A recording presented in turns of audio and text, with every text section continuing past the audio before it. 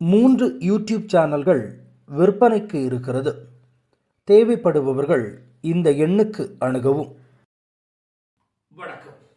இந்திய நாட்டினுடைய பொருளாதார அமைச்சராக இருக்கக்கூடிய நிர்மலா சீதாராமன் அவர்கள் தமிழ்நாட்டிற்கு எப்பொழுதும் ஏதாவது ஒரு குடைச்சலை கொடுத்து கொண்டே இருக்க வேண்டும், அல்லது தமிழ்நாட்டை ஏதாவது ஒரு விஷயத்தை வைத்து குறை கூறிக்கொண்டே இருக்க வேண்டும் என்கின்ற ஒரே நோக்கத்தில் அவர் ஏதாவது ஒரு குற்றங்களை கூறிக்கொண்டேதான் இருக்கிறார். தற்போது மாநில பட்ஜெட் கூட்டத்தொடர் நடந்து முடிந்த பொழுது மாநில பட்ஜெட் தொடரில் எப்பொழுதும் பயன்படுத்தக்கூடிய ரூபாயினுடைய சிம்பலை பயன்படுத்தாமல் தமிழில் ரூபாயினுடைய சிம்பலை பயன்படுத்தியதற்கு மிகப்பெரிய அளவில் கண்டனம் தெரிவித்திருக்கிறார் நிர்மலா சீதாராமன்.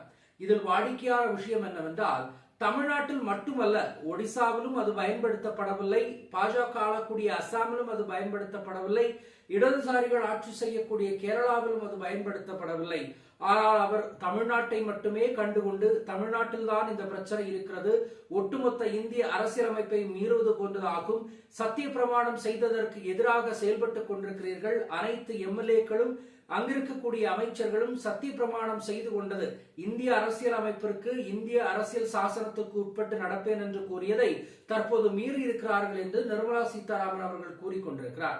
ஆனால் பாஜக ஆளக்கூடிய மாநிலங்களிலேயே இதை பயன்படுத்தப்படவில்லை என்கிறதை இவர் எப்போது இவருடைய நினைவில் எடுத்துக் கொள்ளப்படும் என்கிறதே கேள்விக்குறியாக இருக்கிறது. அவருடைய கட்சியை சார்ந்த தமிழ்நாட்டினுடைய மாநில தலைவராக இருக்கக்கூடிய அண்ணாமலை அவர்கள் அவர் எத்தனை முறை தமிழில் எழுதக்கூடிய ரூபாய் அப்படிங்கிற சிம்பலை பயன்படுத்தி இருக்கிறார் என்று முகமது சுபைர் அப்படிங்கிற செய்தியாளர் மிகப்பெரிய அளவில் ட்விட்டரில் வெளியிட்டிருக்கிறார். அவர் இந்த ஃபேக்ட் செக்குகள் போன்றவற்றை கண்டுபிடித்து வெளியிடக்கூடியவர்.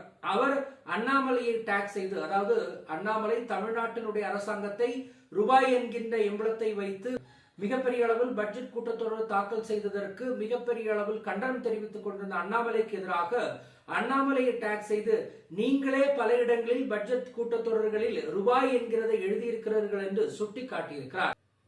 தமிழ்நாட்டினுடைய மாநில தலைவராக இருக்கக்கூடிய அண்ணாமலையை இதை பயன்படுத்தி இருக்கிறார் என்கின்ற பொழுது நிர்மலா சீதாராமன் இதையெல்லாம் கேள்வி கேட்காமல் தமிழ்நாடு அரசாங்கம் மும்மொழி கொள்கைகளை எதிர்த்து மிகப்பெரிய அளவில் கேள்வி கேட்பதும், அது மிகப்பெரிய அளவில் போராட்டங்களாக நடந்து கொண்டிருப்பதும், ஆளுங்கட்சியே இதற்கு எதிர்ப்பு தெரிவித்து போராட்டங்களை துவக்கி வைப்பதுமாக இருக்கக்கூடிய காரணத்தினால் அவர்களை ஏதாவது சொல்லி ஒரு குற்றத்தை கூற வேண்டும் என்கின்ற ஒரே ஒரு விஷயத்தில் மட்டுமே குறிவைத்து தமிழ்நாட்டை கேலியும் கிண்டலும் அல்லது குறை கூறிக்கொண்டிருக்கிறார் நிர்மலா சீதாராமன்.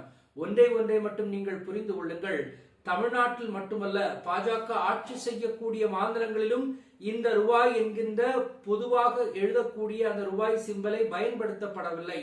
அதை நீங்கள் முதலில் கேள்வி கேளுங்கள், அதன் பின்பு தமிழ்நாட்டிற்கு திரும்புங்கள் என்று தற்போது சமூக ஆர்வலர்களும் அரசியல் ஆய்வாளர்களும் கூறிக்கொண்டிருக்கிறார்கள்.